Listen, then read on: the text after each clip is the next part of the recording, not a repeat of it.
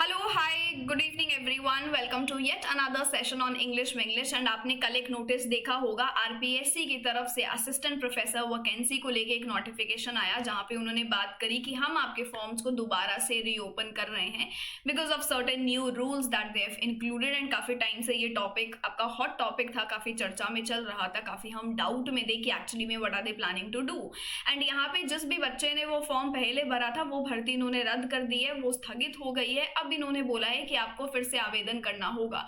तो जितने भी इससे रिलेटेड कंप्लीट डिटेल्स है इसके ऊपर हम बात करेंगे। एग्जाम पैटर्न क्या है और अब यहाँ पे इन्होंने जो एक चेंज लेकर आए हैं ये कि इतने परसेंट एटलीस्ट आपको लाने पड़ेंगे and then you will only be qualified. Minimum जो इन्होंने रेशियो ये लेकर आए हैं for your paper 1 and paper 2, इसके ऊपर हम डिस्कशन करेंगे। और इसी के साथ साथ मेरा नाम अदिति है और मैं हूँ आपकी इंग्लिश पेपर 2 की educator because I have been taking your paper 2 classes on JRF Adda platform.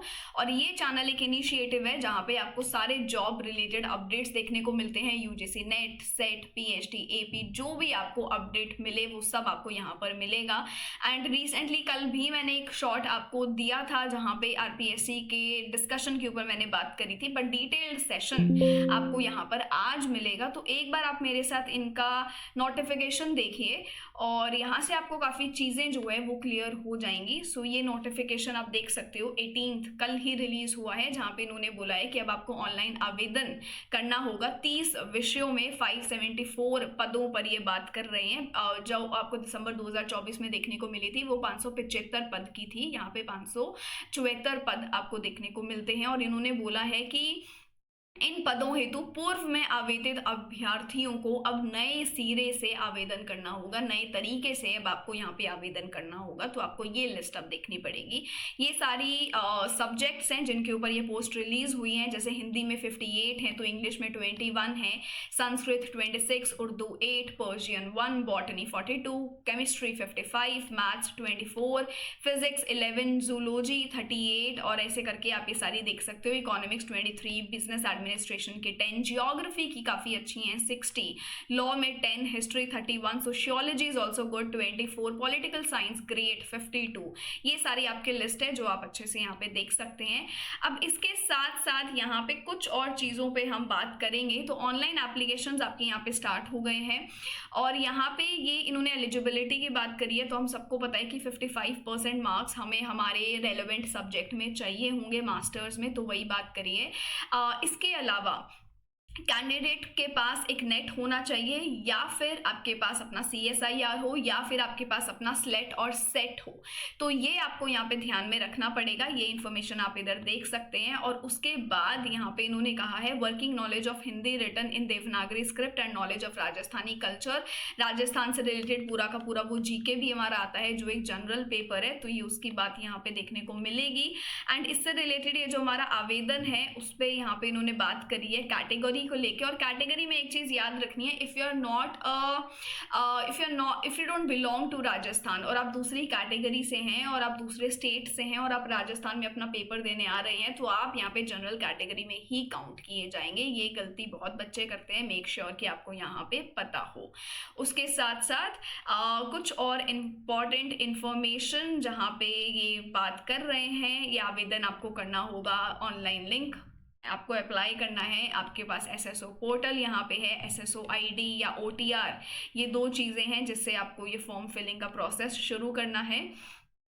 ये सारी चीज़ें इन्होंने लिखी हैं। यहाँ पे इन्होंने आपको फीस बताई है 600, 400, 400, ये आप ध्यान में रख सकते हो। अब बारी आती है इंपॉर्टेंट सेट की, रिटन एग्जामिनेशन की। तो पेपर 1 जो आपका सब्जेक्ट कंसर्न होगा वो उस पर इन्होंने बात करी है 75 मार्क्स का है, 3 घंटे मिलेंगे। पेपर 2 भी आपका सब्जेक्ट कंसर्न होता है, ये भी आपका 75 मार्क्स का होगा। जो पेपर 3 आपका है वो जनरल स्टडीज़ पे होगा राजस्थान की। तो टोटल आपके 200 नंबर के ये पेपर होते हैं। इंटरव्यू के 24 नंबर आपको यहाँ पर मिलते हैं।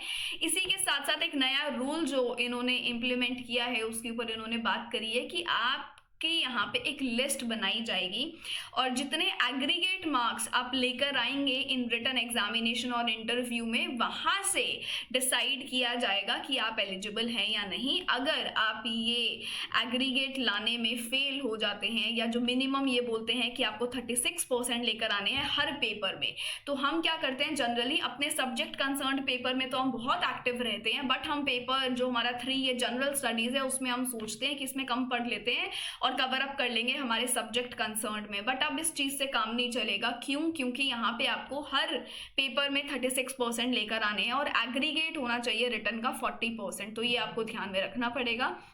और इसके चलते आपको अब थोड़ा सा जनरल स्टडीज ऑफ राजस्थान पे भी तैयारी करनी पड़ेगी।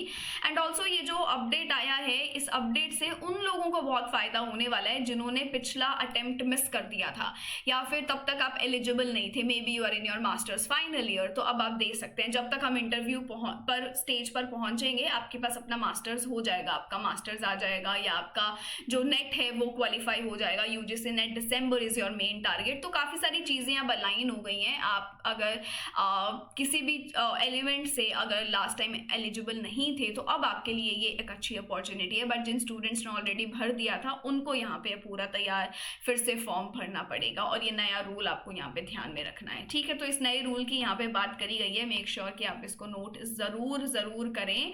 और ज़्यादा टाइम हमारे पास इस एग्जाम में अब बचा नहीं है, तो अपनी तैयारी को स्टार्ट कर दो। काफ़ी ये जो आपका डाउटफुल सिचुएशन था, आई एम ग्लैड कि इस पर कुछ तो हमें एक सेंस ऑफ क्लैरिटी अब मिल गया है कि क्या ये डिसाइड कर रहे हैं, क्या ये इंप्लीमेंट करने की कोशिश कर रहे हैं। बट यहाँ पे ये जो आपके फॉर्म्स है ये स्टार्ट हो गए हैं और ये आपके पास रहेंगे मिड वीक ऑफ अक्टूबर तक। तो कोशिश करो कि थोड़ा सा डेडलाइन से पहले ही आप इस फॉर्म को ज़रूर भर लें। ठीक है, ताकि इसमें जो भी चीज़ें मांगी एटलीस्ट उसमें आप गलती ना करें। और रही बात इंग्लिश की, इंग्लिश पे अगर आपको डिटेल्ड सिलेबस पे बात करनी है तो we can also bring a session on that. ये एक मेजर अपडेट था जो मुझे आपके साथ शेयर करना है। तो कहीं ना कहीं अगर आपके पास अभी आपका सर्टिफिकेट नहीं है या अभी आप फाइनल ईयर में है, तो मेक श्योर कि आप इस फॉर्म के लिए ज़रूर बैठें, पेपर के लिए बैठें।